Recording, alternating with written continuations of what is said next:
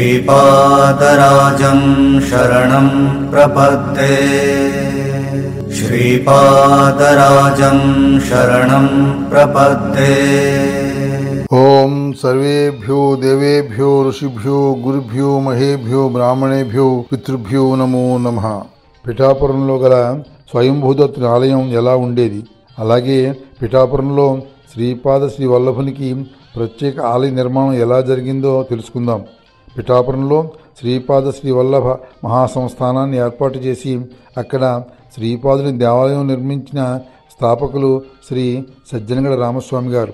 శ్రీ సజ్జనగడ రామస్వామి గారు 1925 సంవత్సరంలో కర్ణాటక రాష్ట్రంలోని శివమొగ్గ అను గ్రామంలో వైశ్యకులలో జన్మించారు. వారి తల్లిదండ్రుల పేర్లు మల్లారప్ప, పద్మావతి. ఆ దంపతులు శ్రీరామ భక్తులు. అందువల్ల కుమారునికి రామస్వామి అని పేరు పెట్టుకున్నారు. తల్లిదండ్రుల వద్ద నుండి భక్తితత్వాన్ని రామస్వామి గారు పుణికిపుచ్చుకున్నారు. రామస్వామి గారికి 16 సంవత్సరాల వయసు వచ్చే నాటికి వారి తల్లిదండ్రులు మరణించారు. ఒకసారి రామస్వామి గారు అవధూత శ్రీధరస్వామి వారిని కలిసి తనకు ఆత్మజ్ఞానం పొందాలని కోరికగా ఉన్నదని తెలిపారు. కావున తనను శిష్యునిగా అంగీకరించమని కోరారు. రామస్వామి గారి కోరికను అంగీకరించి శ్రీధరస్వామి తనతో పాటు రామస్వామి గారిని మహారాష్ట్రలోని కొండ ప్రాంతమైన సజ్జన్గఢ్లో గల తన ఆశ్రమానికి తీసుకుని వెళ్లారు. రామస్వామి గారు కఠోర నియమాలను పాటిస్తూ గురుసేవ చేయసాగారు. అలా 3 సంవత్సరాల పాటు సజ్జన్గఢ్లో ఉండిపోయిన కారణంగా వారికి సజ్జన్గఢ్ రామస్వామి అన్న పేరు సార్థకమైంది. ఒకసారి సజ్జన్గఢ్లో దైవత్వం పొందిన శ్రీధరస్వామి వారి ముఖ్య శిష్యుల్లో ఒక శిష్యునికి ఒక కల వచ్చింది. ఆ శిష్యుడు ఆ మరునాడు శ్రీధరస్వామితో, స్వామి, రాత్రి నాకు కల వచ్చింది. ఆ కలలో నాకు శ్రీ దత్తాత్రేయ స్వామి వారు సాక్షాత్కరించారు. రామస్వామి గారిని తన సేవకు పంపమని మీ గురువుగారైన శ్రీధరస్వామి వారికి చెప్పు అని నాతో అన్నారని శ్రీధరస్వామి గారికి ఆ శిష్యుడు తెలియజేశాడు. అక్కడే ఉన్న రామస్వామి ఎంతో ఆశ్చర్యంతో, స్వామి, దత్తాత్రేయునికి సేవ చేయాలంటే నేను ఎక్కడికి వెళ్ళాలి, ఎలా చేయాలి అని శ్రీధరస్వామిని రామస్వామి గారు ప్రశ్నించారు. అంత శ్రీధరస్వామి, నీవు ముందు నరసుబవాడి వెళ్ళు, అక్కడ నీకు సర్వం సిద్ధిస్తుంది అని రామస్వామి గారికి చెప్పి వారిని ఆశీర్వదించి పంపారు. అప్పుడు రామస్వామి గారు నరసుబవాడి వెళ్ళి అక్కడ 6 నెలలు కఠోర నియమాలతో దత్తోపాసన చేశారు. ప్రతినిత్యం నరసుబవాడిలో గల నృసింహ సరస్వతి వారి గుడిలో నృసింహ సరస్వతి వారి పాదాలకు బదులుగా రామస్వామి గారికి శ్రీధరస్వామి వారి దర్శనం ఇచ్చేవారు. ఆ సమయంలో నరసుబవాడిలో రామస్వామి గారికి మరొక దత్తోపాసకుడు దేవరాజ కులకర్ణి అన్న అతడు పరిచయం అయ్యాడు. వీరిద్దరూ ఎంతో సన్నిహితులయ్యారు. కులకర్ణి ఎంతో విద్వాంసుడు. కులకర్ణిని గురువుగా రామస్వామి గారు భావించి వారిని సేవించేవారు. అనంతరం ఇద్దరూ నరసుబవాడి వదిలిపెట్టి కర్ణాటక రాష్ట్రం చేరుకున్నారు. కర్ణాటక రాష్ట్రంలో చాలా చోట్ల రామస్వామి గారు అనేక ప్రవచనాలు చేశారు. 1954 సంవత్సరంలో తొలిసారి బెంగళూరులో రామస్వామి గారికి వారి శిష్యులు ఘనంగా పాదపూజ చేశారు. అలా రామస్వామి గారు గురుస్థానాన్ని పొందారు. కర్ణాటక రాష్ట్రంలోని బెంగళూరు దగ్గరలో గల దేవనహళ్లి అను చోట శ్రీధరస్వామి వారి శిష్యురాలు కమలమ్మ అనే ఒక ఆవిడ ఉండేది. ఆమె రామస్వామి గారిని తన కుమారునిగా ఆదరించేది. వీరిద్దరూ కూడా గురుసేవలో పాలు పంచుకునేవారు. ఒకసారి శ్రీధరస్వామి వారితో కూడి రామస్వామి వారు హైదరాబాద్లోని కాచిగూడలోని దత్త దేవాలయంలో దత్త జయంతి సందర్భంగా వచ్చారు. అప్పుడు రామస్వామి గారికి గురువు పట్ల గల అకుంఠిత దీక్షను గ్రహించి రామస్వామి వారికి దత్త జయంతి నాడు శ్రీధరస్వామి వారు దత్తమంత్రాన్ని ఉపదేశించారు. ఆ మంత్రాన్ని నిత్యం నిష్ఠతో ధ్యానించమని చెప్పారు. అలా దత్తాత్రేయ స్వామి రామస్వామి గారిని తన వైపు తిప్పుకున్నారు. ఆనాటి నుండి రామస్వామి గారు గురుచరిత్రను విశేషంగా అన్నిత్యం పారాయణ చేసేవారు. గురుచరిత్రపై అనేక ప్రవచనాలు చేసేవారు. ఇలా రామస్వామి గారు అనేక ప్రాంతాల్లో గురుచరిత్రను ప్రచారం చేస్తూ ప్రవచనాలు కూడా చేసేవారు. ఒకసారి రామస్వామి గారి గురువుగారైన దేవరాజ కులకర్ణి గారు ప్రవచనాలు చెప్పడానికి శ్రీకాకుళం అను ప్రాంతానికి బెంగళూరు నుండి రైల్లో బయలుదేరారు. ఆ రైలు రాజమండ్రి స్టేషన్లో ఉండగా ఒక్కసారిగా కులకర్ణి గారికి గురువు ప్రేరణ జరిగింది. ఆ రోజు ఆశ్వేజ మాసంలో కృష్ణ ద్వాదశి, అంటే శ్రీపాదుల వారు కురుపురంలోని కృష్ణానదిలో అంతర్హితులైన రోజన్నమాట. వెంటనే కులకర్ణి గారు ఆ రోజు శ్రీపాదుని దర్శించి తన ప్రయాణం కొనసాగించాలని సంకల్పించారు. సామర్లకోట రైల్వే స్టేషన్లో దిగారు. స్టేషన్లో నుండి బయటకు వచ్చి పిఠాపురంలో శ్రీపాద శ్రీ వల్లభస్వామి వారి గుడి ఎక్కడ ఉందని చాలామందిని అడిగారు. ఎంతోమంది ఆ పేరు తాము ఇంతవరకు వినలేదని, పిఠాపురంలో అటువంటి దేవాలయం లేనేలేదని అన్నారు. ఒక వ్యక్తి మాత్రం పిఠాపురంలో కుక్కటేశ్వర స్వామి దేవాలయం ఉందని, తాను పిఠాపురంలోనే ఉంటానని, మీకు పూర్తి సమాచారం కావాలంటే పిఠాపురంలో వారణాసి సుబ్రహ్మణ్య శాస్త్రి గారు అనే వేద పండితుని కలవండి అని చెప్పి పిఠాపురం కులకర్ణి గారిని తీసుకుని వెళ్ళి ఆ పిఠాపురంలో శాస్త్రి గారికి కులకర్ణి గారిని పరిచయం చేసి తన దారిని తాను వెళ్ళిపోయాడు. అనంతరం కులకర్ణి గారు శ్రీపాదుల వారిని దర్శించాలని వచ్చానని, వారి దేవాలయం ఎక్కడుందని శాస్త్రి గారిని ప్రశ్నించారు. అంత శాస్త్రి గారు పిఠాపురంలో శ్రీపాద శ్రీ వల్లభునికి ప్రత్యేకంగా దేవాలయం ఏమీ లేదని, కుక్కుటేశ్వర స్వామి ఆలయంలో ఒక మూల దత్తాత్రేయుని విగ్రహం ఉందని, వారినే స్వయంభూతత్తులు అని అంటారని, ఆ దత్త దేవాలయం గురించి అంతగా గ్రామస్తులకు తెలియదు అని అన్నారు. ఆ మాట వినగానే దత్తభక్తుడైన కులకర్ణి గారికి ప్రాణం పోయినట్టుగా అనిపించింది. అప్పుడు శాస్త్రి గారు కులకర్ణి గారిని కుక్కుటేశ్వర స్వామి వారి ఆలయానికి తీసుకుని వెళ్ళి స్వయంభూతత్తుని ఆలయం చూపించి శాస్త్రి గారు తన దారిని తాను వెళ్ళిపోయారు. స్వయంభూతత్తుని దేవాలయం చిమ్మ చీకట్లో ఉంది. అది చిన్న దేవాలయం. గోడలు బీటలు పడ్డాయి. చెట్టు దత్తుని విగ్రహం మీదుగా ఒరిగి ఉంది. అంతరాలయం అంతా బూజులు, దుమ్ము, ధూళితో నిండి ఉంది. ఆ దృశ్యం చూసి కులకర్ణి గారికి గుండె చెరువైపోయింది. వెక్కి వెక్కి ఏడ్చాడు. దత్తుని విగ్రహం పాదాలపై పడి ఏడసాగాడు. దత్తస్వామి, ఏమిటి నీకు దురవస్థ?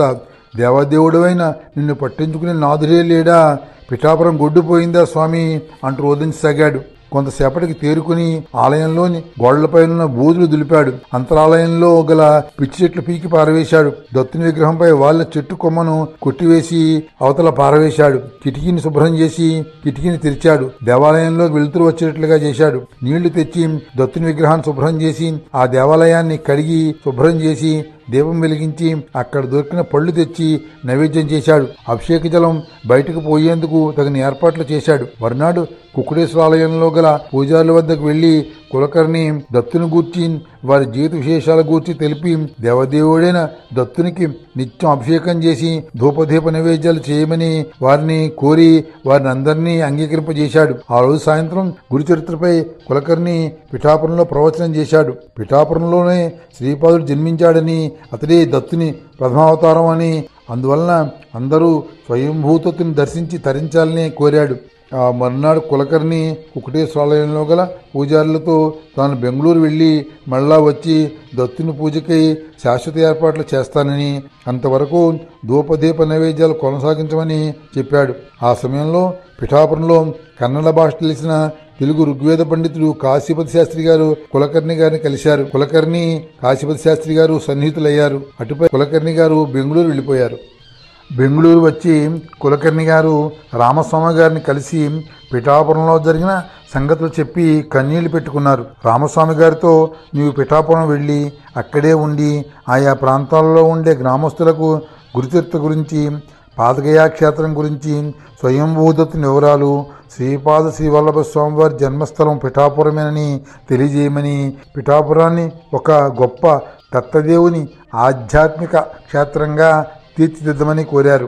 రామస్వామి గారు తనకు వయోభావం మీద పడుతున్నదని, కాబట్టి అటువంటి కష్టమైన కార్యక్రమం తాను చేయలేనని కులకర్ణి గారితో చెప్పి వెళ్ళిపోయారు. కులకర్ణి గారితో జరిగిన సంభాషణ అంతా రామస్వామి గారు కమలమ్మ గారికి చెప్పారు. ఆ మరునాడు రామస్వామి గారికి బ్రహ్మత్యముడు వచ్చింది. చెవులు వినబడడం మానివేశాయి. 2-3 రోజులు వైద్యుల చుట్టూ తిరిగినా ఫలితం కనపడలేదు.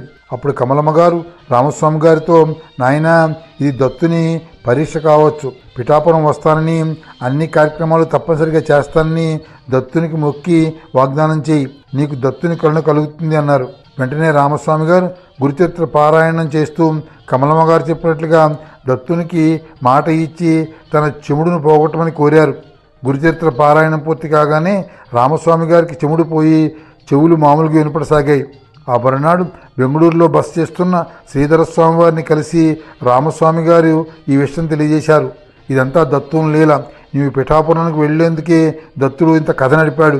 నీవు కమలమ్మ గారు కలిసి ఇద్దరు పిఠాపురం వెళ్ళి దత్తసేవ చేయండి అని తెలిపారు. అప్పుడు రామస్వామి గారు కమలమ్మ గారితో కలిసి సామానుతో పిఠాపురం చేరుకున్నారు. రామస్వామి గారు పిఠాపురంలో రాజరాజేశ్వరి సత్రంలో వసతి ఏర్పాట్లు చేసుకున్నారు. ఆ మరునాడు కాశీపతి శాస్త్రి గారిని కలిసి త్వరలో రానున్న దత్త జయంతికి విశేషంగా ప్రచారం చేసి తగిన ఏర్పాట్లు ఘనంగా చేయాలని తెలిపారు. అలా 1966 సంవత్సరంలో రామస్వామి గారు తొలిసారిగా పిఠాపురం వచ్చారు. ఆ మర్నాడు ఉదయమే రామస్వామి గారు పాదయాక్షేత్రానికి వెళ్ళి అక్కడ స్నానం ఆచరించారు. ఆ సమయంలో రామస్వామి గారికి దత్తాత్రేయ స్వామి దిగంబరములున్న బాలుని వల్లే దర్శనమిచ్చారు. పిమ్మట రామస్వామి గారు కుకుటేశ్వరాలయానికి వెళ్ళి అక్కడ అర్చకులను కలిసి పరిచయం చేసుకున్నారు. దత్త జయంతి సందర్భంగా గురుచరిత్రను 7 రోజుల పాటు పారాయణ చేస్తానని, నిత్యం దత్తస్వామికి అభిషేక ధూపదీప నైవేద్యాలు చేయమని అర్చకులను రామస్వామి గారు కోరారు. రామస్వామి గారి అభ్యర్థనను అర్చకులు అంగీకరించారు. పిమ్మట రామస్వామి గారు పనివాళ్లను తాపీమేస్తులను పిలిపించి తన సొంత ఖర్చులతో రామస్వామి గారు దత్తదేవాలయానికి మరామతులు చేయించి సున్నం వేయించి సుందరంగా దేవాలయాన్ని తీర్చిదిద్దారు. దేవాలయం గోడలపై దిగంబర దిగంబర శ్రీపాద శ్రీవల్లభ దిగంబర అంటూ శ్రీ గురుదత్త అంటూ వ్రాయించారు. ఆ మరునాడు రామస్వామి గారు గురుచరిత్ర సప్తాహ పారాయణ ప్రారంభించారు. పిఠాపురం గ్రామంలో కరపత్రాలు పంచి స్వయంభూదత్తుని దేవాలయం గురించి విశేష ప్రచారం చేశారు. భక్తులు దేవాలయానికి రాసాగారు. దత్తాత్రేయ స్వామిపై గ్రామస్తులకు అవగాహన ఏర్పడింది. ఉదయం దేవాలయంలో రామస్వామి గారు గురుచరిత్ర పారాయణం చేసేవారు. ఆ రోజుల్లో కుకుటేశ్వరాలయం గ్రామానికి చాలా దూరంగా ఉండేది. అందువల్ల భక్తుల సౌకర్యం కొరకు సాయంత్రం స్థానిక వేణుగోపాల స్వామివారి ఆలయంలో దత్తపురాణాన్ని శ్రీ రామస్వామి గారు ప్రవచించేవారు. భక్తులు ఈ ప్రవచనాలకు విశేషంగా వచ్చేవారు. దత్త దేవాలయంలో దత్త జయంతి సందర్భంగా జరిగే ప్రత్యేక విశేష పూజల కోసం ఆర్థిక సహాయం శ్రీ రామస్వామి గారు భక్తుల నుండి ఒకరోజు ప్రవచనాలు చేస్తున్న సమయంలో కోరారు. అకస్మాత్తుగా ఒక వ్యక్తి ముందుకు వచ్చి పూర్తిగా ఆర్థిక సహాయం అందజేసి వెళ్ళిపోయాడు. అతడు తిరిగి కనపడలేదు. దత్తాత్రేయుడే మారువేషంలో వచ్చి ధనం ఇచ్చి వెళ్ళాడని రామస్వామి గారు అనుకున్నారు. దత్త జయంతి వేడుకలు ఘనంగా జరిగాయి. దత్త దేవాలయానికి భక్తులు అధిక సంఖ్యలో రాసాగారు. స్వామివారికి కానుకలు సమర్పించసాగారు. ఇలా ఉండగా దత్త దేవాలయానికి భారీగా మరామతులు చేయడానికి రామస్వామి గారు సంకల్పించి స్థానిక వైశ్య ప్రముఖుడైన శ్రీ పైండా రామారావు గారిని ఆర్థిక సహాయం కోసం సంప్రదించారు. శ్రీ రామారావు గారు మొత్తం ఖర్చు భరించి దేవాలయానికి పూర్తి స్థాయిలో మరామతులు చేయించారు. పిమ్మట రామస్వామి గారు, కమలమ్మ గారు, పైండా రామారావు గారు, పైండా రామసుబ్రహ్మణ్యం గారు, చెక్కా రామయ్య గారితో కలిసి కొన్ని దత్తక్షేత్రాలను సందర్శించి అక్కడి నిత్య పూజలు ఉత్సవాలు ఎలా జరుగుతున్నాయో తెలుసుకోవాలని రామస్వామి గారు అనుకున్నారు. అంతా వారందరూ బయలుదేరి మంత్రాలయం, గాంగాపురం, కురుంగడ్డ వెళ్ళి అక్కడ ప్రధాన అర్చకులను కలిసి వివరాలు అడిగి తెలుసుకున్నారు. గాంగాపురంలో గల అర్చకులు కరంజానగరం, నరసోబవాడి దర్శించమని కూడా చెప్పారు. కరంజానగరం అంటే నృసింహ సరస్వతి వారి జన్మస్థానం అన్నమాట. కరంజానగరం వెళ్ళి అక్కడ జరుగుతున్న సత్యవ్రతాన్ని వీరందరూ వీక్షించారు. అక్కడి నుండి నరుసోబవాడికి వచ్చారు. నరుసోబవాడిలో అర్చకులు తాము నృసింహ సరస్వతి సంస్థానం అనే పేరుతో ఒక సంస్థను ఏర్పాటు చేసి ఆ సంస్థ ద్వారా వివిధ అభివృద్ధి కార్యక్రమాలను చేపడుతున్నామని, పిఠాపురం శ్రీపాద శ్రీ వల్లభ స్వామివారి జన్మస్థానంగా ఉన్న మీరు శ్రీపాద శ్రీ వల్లభ మహాసంస్థానం అనే పేరుతో ఒక సంస్థను ఏర్పాటు చేసి దేవాలయంలో అభివృద్ధి కార్యక్రమాలు చేపట్టమని చెప్పారు. వారందరూ దత్తక్షేత్రాలన్నింటికీ కేంద్ర బిందువు శ్రీపాదుని జన్మస్థలమైన పిఠాపురమే. కావున పిఠాపురాన్ని శ్రీపాదుని పేరున అభివృద్ధి చేయమని కోరారు. నరసోబవాడి నుండి పిఠాపురం తిరిగి వచ్చిన శ్రీ రామస్వామి గారిని నరసోబవాడి దేవాలయార్చకుల మాటలు ఎంతో ప్రభావితం చేశాయి. శ్రీపాదుల వారి ప్రాముఖ్యతను అశేష జనవాహినికి తెలియజెప్పి పిఠాపురం శ్రీపాదుల జన్మస్థలమని విశ్వమంతా ప్రచారం కావాలని అనుకున్నారు.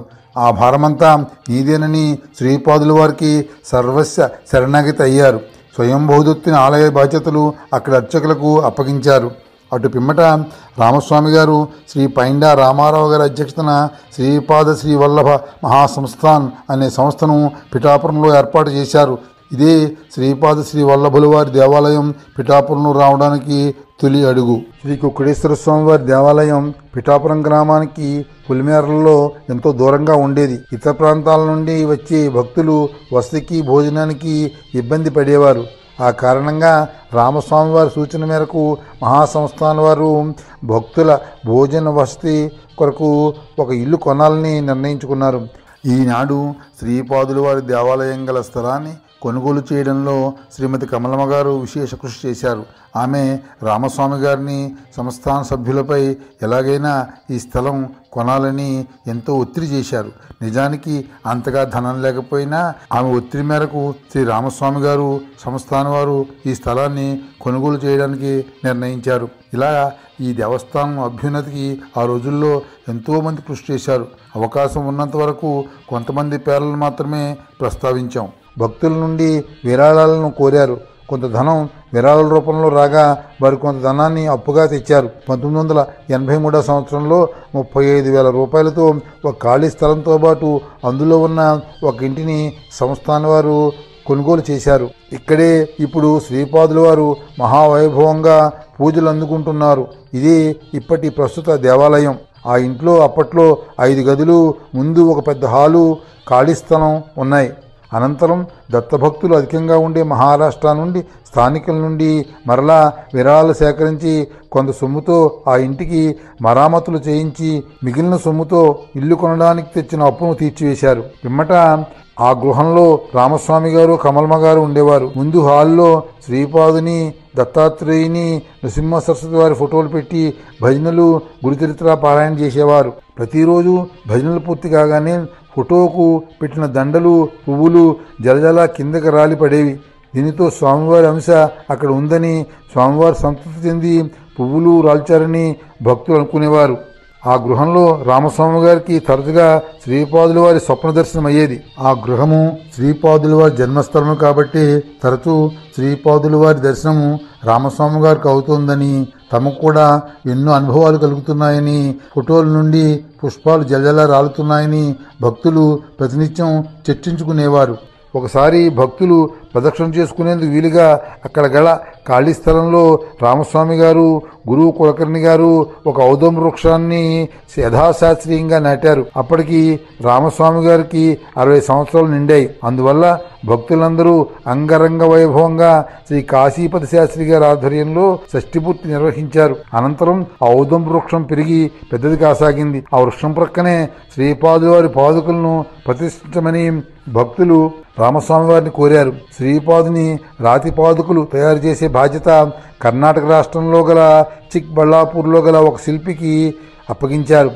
ఆ శిల్పి ఆ పాదుకల స్వరూపం ఎలా ఉండాలో తెలియక మదనపడుతూ ఉంటే శ్రీపాదుల వారి సూచనతో ఆ వ్యక్తి ఆ పాదుకలను శ్రీపాదుల వారి ఆదేశాల మేరకు ఆ రూపంలో ఆ పాదుకలను తయారు చేసి ఇచ్చాడు. పిమ్మట ఆ పాదుకలను పిఠాపురం తెచ్చారు. భక్తుల కోరిక మేరకు ఒక పాదుకా మందిరాన్ని ఔదంబ వృక్షం పక్కగా నిర్మించి ఆ పాదుకలను అందు ప్రతిష్ఠ చేయాలని నిర్ణయించారు. పాదుకా మందిరంలో ముందు పాదుకలు, వెనుకగా శ్రీపాదులు, దత్తులు, నృసింహ సరస్వతి విగ్రహాలు ఉండాలని నిర్ణయించుకున్నారు. ఆ కొలతలతో పిఠాపురం వాస్తవ్యులైన శ్రీ చెక్కా రామయ్య గారు వారి 4 సోదరులతో కలిసి వారి సొంత ఖర్చులతో పాదుకా మందిరాన్ని నిర్మించి ఇచ్చారు. అనంతరం ఫిబ్రవరి 22వ తేదీ 1988వ సంవత్సరంలో రామస్వామి గారు యథాశాస్త్రీయంగా పాదుకా మందిరంలో తమ అమృత హస్తాలతో ఈ పాదుకలను ప్రతిష్ఠ చేశారు. అదే సమయంలో పాదుకల క్రింద దత్తాత్రేయ యంత్రం, పంచలోహాలు, నవరత్నాలు, వజ్రాలు వేసి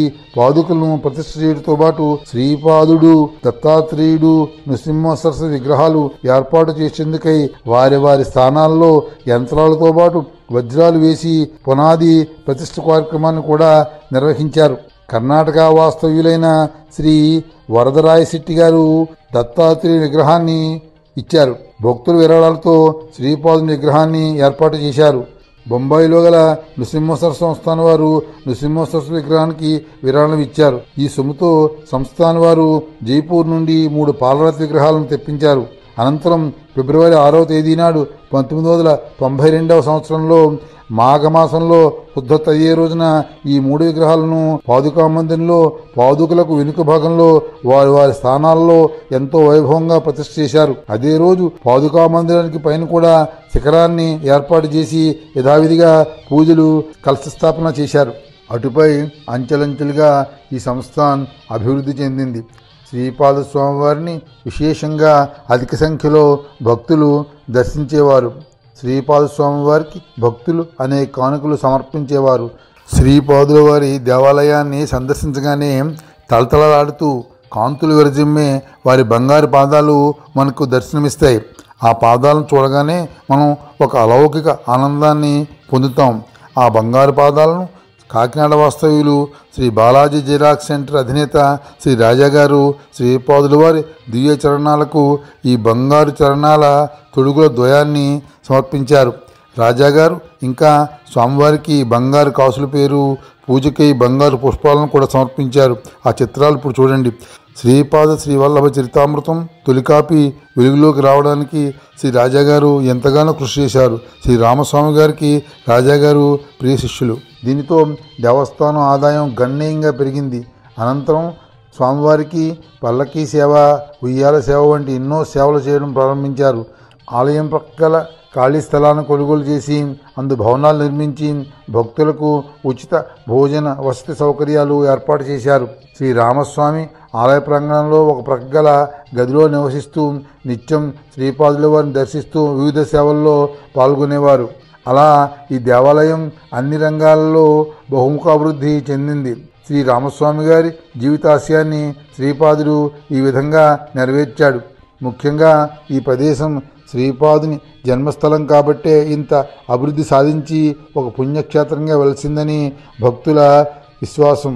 శ్రీపాదుని లీలలో విశేషం ఏమిటంటే శ్రీపాదుల వారు 1320 సంవత్సరంలో పిఠాపురంలో జన్మించారు. శ్రీ రామస్వామి గారిని 1966 సంవత్సరంలో కర్ణాటక రాష్ట్రం నుండి రప్పించారు. శ్రీ రామస్వామి గారి చేత గొప్ప దేవాలయం నిర్మింపజేసి అందులో కొలువై ఉన్నారు. ఇంత వైభవం జరుగుతున్నా శ్రీపాదుల వారి సంపూర్ణ జీవిత చరిత్ర ఎవరికీ తెలియదు. శ్రీపాదుని జీవిత చరిత్ర 2001 సంవత్సరంలో శ్రీపాదుల వారి 33వ తరం వాడైన శ్రీ మల్లాది గోవింద దీక్షితుల ద్వారా వెలుగులోకి వచ్చింది. శ్రీపాదుల వారి జీవిత చరిత్ర గల వ్రాతపతిని శ్రీ దీక్షితులు రామస్వామి గారికి అందజేశారు. ఆ వ్రాతపతినే శ్రీపాద శ్రీవల్లభ చరితామృతం పేరుతో సంస్థాన వారు ముద్రించి భక్తులకు అందజేశారు. ఈనాడు ఈ గ్రంథం అనేక భాషల్లోకి అనువదింపబడింది. విశేషంగా భక్తుల ఆదరణ పొందింది. శ్రీపాదుని సంపూర్ణ జీవిత చరిత్ర అందరికీ తెలిసి ఎంతగానో ప్రచారం పొందింది. వయోభారం మీదపడి శ్రీ రామస్వామి గారు తరచూ అనారోగ్యం పాలయ్యేవారు. శ్రీ రామస్వామి గారు తమ 93వ ఏట జూలై 20వ తేదీ 2018 సంవత్సరంలో అనగా విళంబినామ సంవత్సరం దక్షిణాయనం ఆషాఢమాసం శుద్ధ అష్టమి చిత్తా నక్షత్రం రోజున ఉషోదయ వేళల్లో తమ తుదిశ్వాస విడిచి శ్రీపాదుల్లో ఐక్యమయ్యారు. పిఠాపురానికి ఇంతటి ఆధ్యాత్మిక శోభను తెచ్చి శ్రీపాదునికి పిఠాపురం వాస్తవ్యంగా ప్రజల మధ్యలో సుస్థిర స్థానం కల్పించిన శ్రీ రామస్వామి గారు ధన్యజీవి.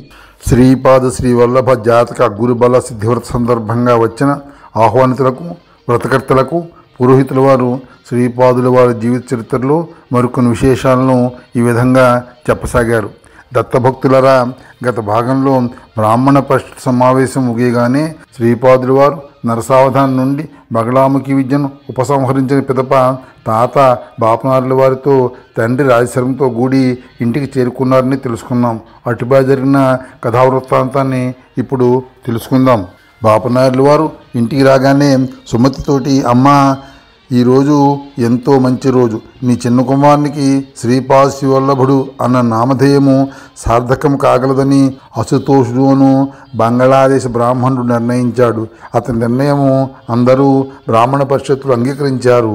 ఇది దత్తుని ఆదేశంగా భావించి నీ కుమారునికి ఆ నామధేయమే ఖాయం చేద్దాం అన్నాడు. బాపనారుల వారి మాటకు రాజశర్మ, సుమతి అంగీకరించారు. సుమతి శ్రీపాదునికి నూతన వస్త్రములు కట్టి ఆ బాలుని శ్రీపాద అని ముద్దుగా పిలవసాగింది. ఆనాటి నుండి ఆ బాలుని అందరూ శ్రీపాద అని పిలవసాగారు. అలా శ్రీపాదుల వారికి నామకరణం జరిగింది. ఒకరోజు నరసావధాని తిరుమలదాసును పిలిచి, దాసు, మా ఇంట్లో బట్టలు ఉతికే చాకలి మరణించాడు. కాబట్టి మా ఇంట్లో బట్టలు ఇకపై నీవే ఉతకాలి అని అన్నాడు. తనకి ఇష్టం లేకపోయినా నరసావధానులకు భయపడి తిరుమలదాసు నరసావధానుల గారింట్లో బట్టలు ఉతకడానికి అంగీకరించాడు. తిరుమలదాసు నరసావధానుల గారి బట్టలు ఉతికి ఆ బట్టలను తన కుమారుడైన రవిదాసు చేత నరసావధాని గారి ఇంటికి పంపేవాడు. తనకు ఇష్టం లేకపోయినా నరసావధాని గారింట్లో బట్టలు ఉతుకుతున్నానని నరసావధానుల గారికి భయపడి ఈ పని చేయుచున్నానని తిరుమలదాసు శ్రీపాదుల వారికి తెలియజేసి ఒకసారి ఎంతో బాధపడ్డాడు. అంత శ్రీపాదుల వారు నవ్వి ఊరుకున్నారు. 2-3 రోజుల తర్వాత నరసావధానులు తిరుమలదాసుని పిలిచి, దాసు, నువ్వు బాపనార్ల వారి మనిషివని నాకు తెలుసు. మా ఇంట్లో బట్టలను నీవు అయిష్టంగా ఉతుకుతున్నావని కూడా నాకు తెలుసు. అది ఈరోజు రుజువైంది. నీ ఉతికిన బట్టలను నేను ధరించగానే ఆ బట్టల్లో నుండి అగ్నిశిఖలు వేడిగా వచ్చి నా చర్మానికి చురకలు వేస్తున్నాయి. ఒళ్ళంతా తేళ్లు జర్లు ప్రాకినట్టుగా ఉంటుంది. నువ్వు ఏదో క్షుద్ర విద్య చేసి ఆ క్షుద్ర మంత్రశక్తిని నా బట్టల్లోకి ప్రవేశపెట్టుచున్నావని నాకు అనుమానంగా ఉంది. కాబట్టి నీ యొక్క సంగతి చూస్తాను. దీనికి నీకు శిక్ష తప్పదు అని తిరుమలదాసును నానా దుర్భాషలతో నరసావధానులు నిందించాడు. ఆ మరునాడు నరసావధానులు ఈ విషయాన్ని న్యాయాధికారికి ఫిర్యాదు చేశాడు. గ్రామ న్యాయాధికారి ఇరుపక్షాల వాదనలు విని తిరుమలదాసు నిర్దోషని న్యాయాధికారి తీర్పు చెప్పాడు. ఈ పంచాయతీ అంతా గ్రామంలో అందరికీ తెలిసింది. అందరూ తలో రకంగా మాట్లాడసాగారు. దీనితో తిరుమలదాసు మానసికంగా ఎంతో బాధపడి చాకలిపేటలో గల తన ఇంట్లో కూర్చుని ఎంతగానో బాధపడసాగాడు. ఒకరోజు బట్టలు ఉతికే చెరువుగట్టును గల చాకలిపేటకు శ్రీపాదుల వారు వచ్చారు. శ్రీపాదుల వారు స్వరూపము చూచి తిరుమలదాసు ఎంతగానో ఆశ్చర్యపోయాడు. మిసమిసలాడుతున్న 16 సంవత్సరాల వయసు గల చక్కటి నవయవ్వన రూపంతో శ్రీపాదుల వారు తిరుమలదాసుకు దర్శనమిచ్చారు. అంతా తిరుమలదాసు, అయ్యా, మీరు ఉత్తమ బ్రాహ్మణ కులస్తులు. మీరు ఇటువంటి రజకులు నివసించి చాకలిపేటకు వచ్చిన భావ్యము కాదు. నలుగురు 4 రకాలుగా ఆడిపోసుకుంటారు. వెంటనే ఇంటికి దయచేసి తిరిగి వెళ్ళిపోండి అని తిరుమలదాసు శ్రీపాదుల వారికి చెప్పాడు. అంత శ్రీపాదుడు, దాసు, నా భక్తుడు మనోవిధతో ఉంటే నేను ఎలా ఊరుకుంటాను? నరసావధానులు పాపాల మూటను నెత్తిపై పెట్టుకుని మోస్తున్న రజకుడు. అతని మాటలకు విలువ లేదు. మర్చిపో, నీవు బాధపడవద్దు. నీవు ఎంతో సంస్కారం గల వ్యక్తివి, బ్రహ్మజ్ఞానం పొందాలని ఆసక్తి గలవాడివి అంటూ శ్రీపాదుల వారు తిరుమలదాసుతో అన్నారు. శ్రీపాదుల వారి ఓదార్పుతో స్వస్థత పొందిన తిరుమలదాసు శ్రీపాదుల వారి పాదాలకు ఏడుస్తూ నమస్కరించాడు. అంత శ్రీపాదుల వారు తమ ద్విహస్తములతో తిరుమలదాసును లేవనెత్తారు. శ్రీపాదుల వారి చేయి తాగ్గానే తిరుమలదాసు శరీరంలో ఎన్నో అద్భుత యోగశక్తులు అతనిలో జ్ఞానజ్యోతిని ప్రకాశింపజేశాయి. ఎన్నో వేదాంత విషయాలు స్ఫురణలోకి వచ్చాయి. తిరుమలదాసు శరీరమంతా ఒక్కసారిగా జలధరించింది. అంత శ్రీపాదుల వారు, తిరుమలదాసు, ఇంతకాలం నువ్వు పిఠాపురంలో మా తాతగారైన బాపనారుల వారితో పాటు మా కుటుంబ సభ్యులకు అందరికీ ఎన్నో సేవలు చేసి మా ప్రేమను పొందావు. నీ పట్ల మేము ఎంతో విశ్వాసం కలిగి ఉన్నాము. నీ బాధ మా బాధ కాదా? ఇకపై నీవు పిఠాపురంలో ఉండవలసిన అవసరం తీరిపోయినది. నీవు కుటుంబ సమేతంగా తిరుమల క్షేత్రంగా దగ్గరలో ఉన్న కాణీపాకం అనే గ్రామానికి వలస వెళ్ళిపో. అక్కడే నీ శాశ్వత జీవితం గడుపు. నీ యొక్క మంచి చెడ్డలు పరోక్షంగా నేను చూస్తూనే ఉంటాను. నీ కుమారుడైన రవిదాసు కొంతకాలానికి వేరే క్షేత్రంలో నా సేవకై తరలి వస్తాడు. కాలాంతరంలో నిన్ను కాణీపాకంలో ఒక కన్నడ బ్రాహ్మణుడు వచ్చి కలుస్తాడు. అతనికి తగిన ఆతిథ్యమి అని చెప్పి తిరుమలదాసును దీవించి శ్రీపాదుల వారు ఒక్కసారిగా అదృశ్యమయ్యారు. మరిన్ని విశేషాలు మరో భాగంలో తెలుసుకుందాం. దిగంబర దిగంబర శ్రీపాద వల్లభ దిగంబర శ్రీపాదరాజవరద గోవింద గోవింద. దువ్వూరి భాస్కర్రావు. श्रीमदनंत श्री विभूषित पप्पल लक्ष्मी नरसिंह राजा